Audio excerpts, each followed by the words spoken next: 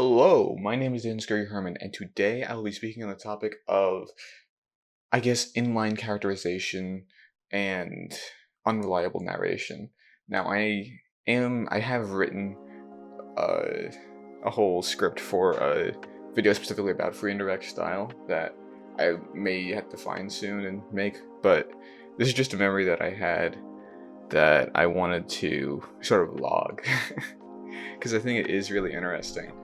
And I might put it in the thumbnail, but it sounds cool out of context as well. But like, George Washington taught me unreliable narration. Now, it's probably not in the way you think, because when I say that, it's probably comes to mind is some of the bad stuff about George Washington. But what I'm trying to say with George Washington is, I think it was middle school. There was this timeline project that I was doing for social studies. And there was this part at the start of the Revolutionary War. George Washington was the general of the American Army. And if you know the Revolutionary War, the British had every advantage, right? The redcoats, they had all the ammunition, they had everything. And the Americans needed the French to win. And getting the French, and especially that early when the war started, wasn't a certainty. So I wrote this line that when looking around at his troops, because a lot of like the fantasizing about like what the army looked like, it's usually like red versus blue, and blue being America and red being Britain. But it was more like brown. It was essentially the soldiers wore whatever they could. And I think that really paints a picture. And so at the start of this project, like one of the first points in the timeline, as soon as he looked around at his troops, George Washington knew that his side would fail, which is an account given by many people. But obviously, the British didn't win the war. The Americans did. So he didn't know that. He thought that. But the connotation of thinking is vastly different than knowing. If I know something is going to happen, that's a certainty. If I think something's going to happen, then that's a possibility. To him in that moment, and at least, I'm not saying any of this is like factual. I'm not looking at this in a factual manner. I'm looking at this in a characterological and like literary manner. But in that moment, he knew that they would fail. He didn't think it. He knew it innately. He was wrong, but he knew it. But saying George Washington knew the army would fail implies that it did fail when it didn't.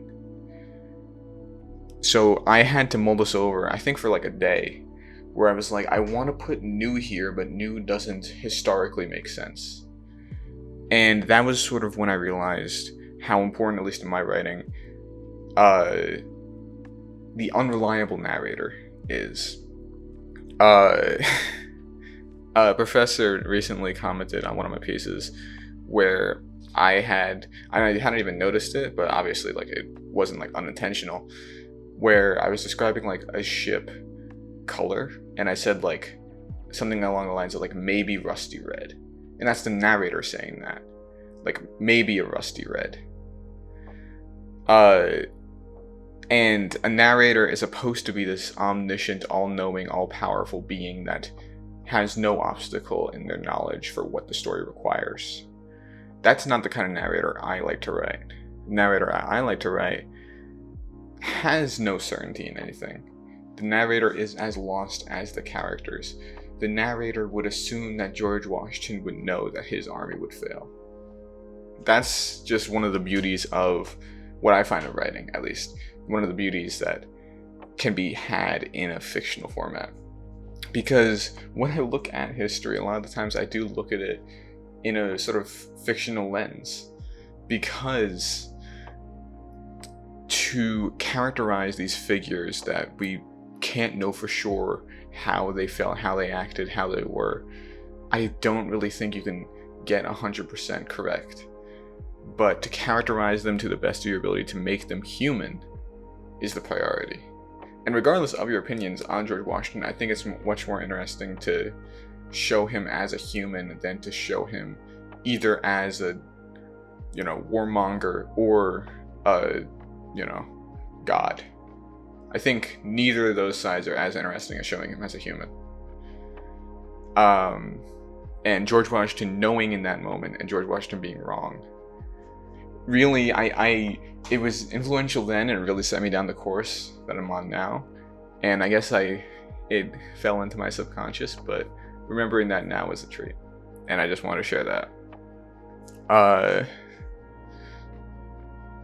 Videos, I said I was going to change the schedule of videos. Last video, I didn't. I'm on the same schedule, but I'm going to change it again. But at least I'm keeping an old schedule now that I changed a new schedule. Regardless of that. Probably didn't make any sense. But yeah, I just wanted to share that because I thought that was cool. But anyway, that's all from me. So until next time. Adieu.